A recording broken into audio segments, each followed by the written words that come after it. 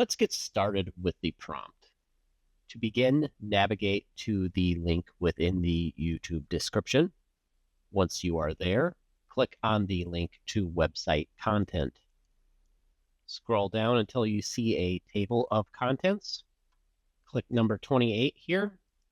You'll need to copy and paste this whole prompt into a large language model of your choice. At first, just copy down to this point. This will work within any AI, but I am going to use Poe because it is a free account. If you want to access Poe and use any one of the large language models it has access to, simply sign up. I'm going to need to choose a large language model, or it will default to the assistant, which is Poe's bot. It is not as good of a large language model as some of the others, like Claude, Llama, Gemini, or GPT-4. I'm going to use Claude 3 Sonnet, paste the prompt in. If you read the prompt or just the bottom, you will see you will use the following details as inputs for your outputs. That's just instructing the AI to use some inputs from me to create the content.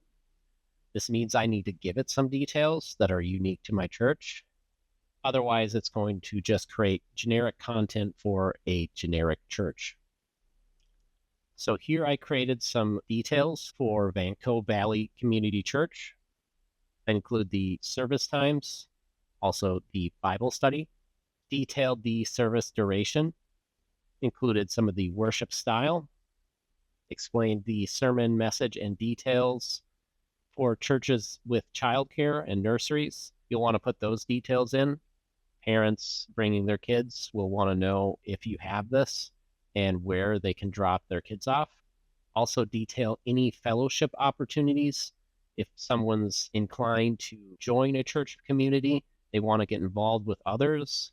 So detail the opportunities for them to do so. Then include your contact information and any testimonials. You don't have to include all these details. We also included a template for you to gather all this information. It is right here. You don't have to use all these details, but the more details you add, the better. The AI will always do better if you give it more to reference. However, if you don't really have any testimonials on hand, or you don't really want to put the contact information, perhaps that's already in your website footer, you can omit that.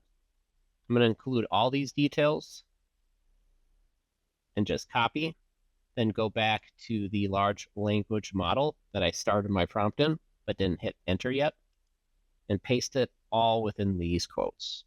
You don't necessarily have to add quotation marks, but I find it causes less issues with the AI. Most of the time, it can figure out what your prompt commands are and what your church's unique details are, but sometimes it gets a little confused. To avoid that, I just use the quotation marks. Paste it within them. If it's taking a while to complete, don't worry. It's just a lot of information for it to go over. It provided the end result, gives a brief title or welcome message up here, brief message, provides all the details and organizes them, wordsmiths them a little bit, added to some of the content I created. Overall, this is good content. It's very informative. It gives all the details that I, as a new visitor, would want coming into a new church. It also welcomes me warmly and tells me how to get in touch. However, if you wanted to go even further and provide more content, you can prompt it to do so. Let's say I like this first section here, but I feel like it's a little short. I want to really make my potential members and newcomers feel welcomed. In that case, I'm going to need to ask it to provide more details. I could enter in a prompt like this. I like it, but I would appreciate it if you were to expand the copy under welcome first-time visitors. Please pull from the details I provided, create something that is more welcoming and compelling. We want to entice visitors to come. hit enter, and it's going to provide me an expanded section. This is probably a little bit longer than what you would want on a page. So let's say I want it to be shorter. I could put a command like so. I usually find it's better if you put a specific percentage. It just has less ambiguity. If you just say you want it shorter, it might make it much, much shorter, which we wouldn't want because we wanted a expanded section to begin with. It provided something that was 25% shorter. So let's say I'm okay with this message right here. I would just add it to what it created from our services down. However, I still need additional content to complete my page. If it's a website page, there are specific SEO elements you'll need for search engine optimization.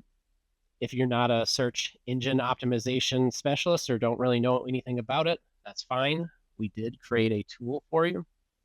We'll include that link to that tool within the YouTube description. I would simply enter in a command after going into this tool that says, please make the SEO elements for a page with this content. I'm going to go back to the prompt that I just was working within, collect this detail. I have some more details to collect as well.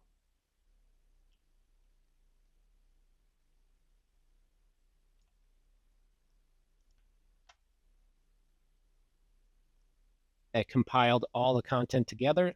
So now the AI knows what material it's creating SEO elements for. It's going to use its knowledge of SEO optimization and cross-reference it with the content you created. It created 4 key SEO elements, particularly the title tag. The title tag is necessary for a couple reasons. One, for Google's search engine crawlers to understand what your page is about. Then it's also important for the human as well, because when the search engine returns a result with a link to the page you just created, it's going to have a title on it, and this would be the title that would show. It would also include a description underneath that title. This description would appear under that title as well. You don't have to use the H1 header if you like what the original text was. Let's say you enjoyed the text, welcome first-time visitors. That's okay. However, this tool does dress it up a little bit more, make it a little bit more compelling and engaging. So you can just simply replace this right here within your text. Every page should have an H1 header and only one H1 header. If you use more than one, it's going to create a little bit of confusion for the search engines that are indexing your content. It also included a recommended page URL. The URL is important because it's just very helpful for the bots to classify your content. That pretty much covers how to create a church visitor welcome page. All the resources we referenced today can be found within the YouTube description links. To access any one of them, simply go to the YouTube description and click the links. Congratulations! You've just seen how easy it is to generate a first draft using AI. But before you share it with your congregation, take advantage of Vanco's new content editor, designed specifically for churches.